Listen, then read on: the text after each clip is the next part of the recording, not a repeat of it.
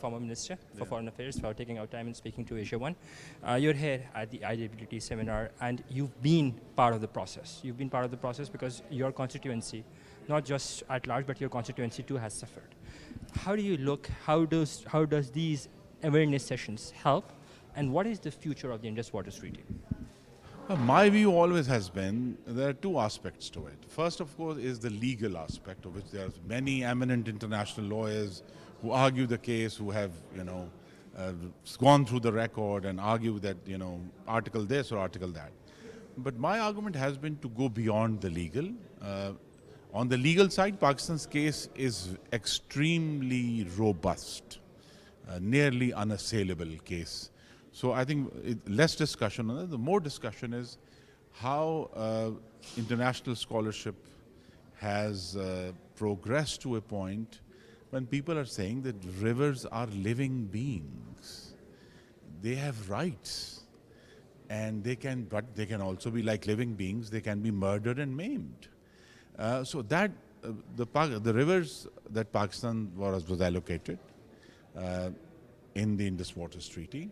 There is a separate argument about how the eastern rivers were given away. But the three rivers that we have, they are Pakistan's lifeline. They're practically, if you look at the map, it's like an artery of blood running through a body. So this is what feeds Pakistan. This is what keeps Pakistan alive. This is going to feed the next generations of Pakistani.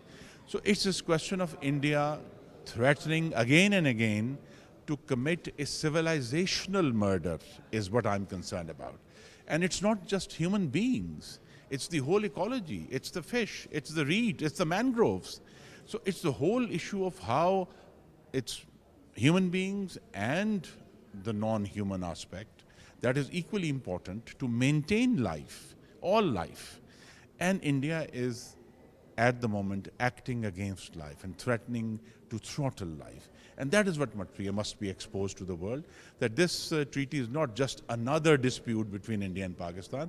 It has larger consequences, and if there is one aspect that we want to emphasize is to keep water away. So stop weaponizing water. We will continue to have other disputes. We will continue to have a dispute over Jammu and Kashmir. We will have continue to have other disputes, but water should be kept out of it.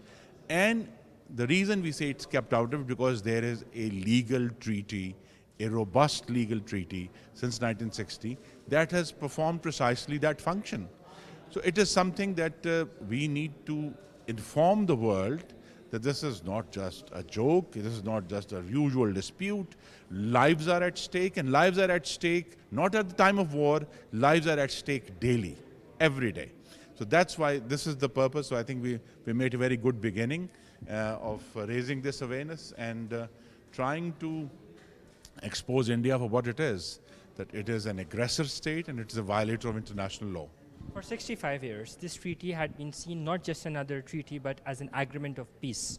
Now, what we're giving the impression from Indian side is that Pakistan's water are essentially a tap that it can turn on and turn off. How do you see the international community's response? So the response so far has been, they were asking us, what has India done so far? What India has done is to prepare to control the waters of these three rivers. That's what it has done in the last 14 months or so.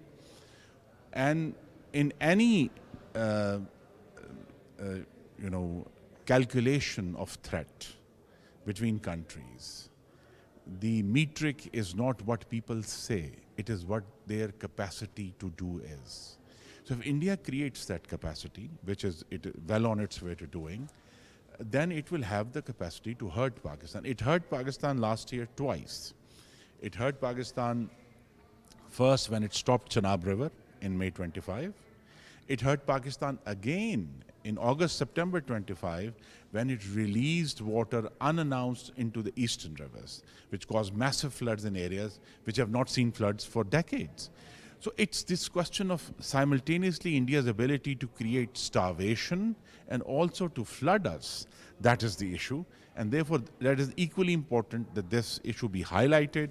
And Pakistan will be drawing up, I'm sure there are other contingency plans, that if India goes ahead, what kind of actions we need to take to stop India. But this is a part of that process of to make the world more aware, and also the fact that if Indus Waters Treaty breaks, then there is a host of water agreements around the world that will immediately become shaky. Spain, Portugal becomes shaky, Hungary, Slovakia becomes shaky, Ethiopia, Egypt becomes shaky, host of water agreements in South and North America becomes shaky, Finland, Russia becomes shaky.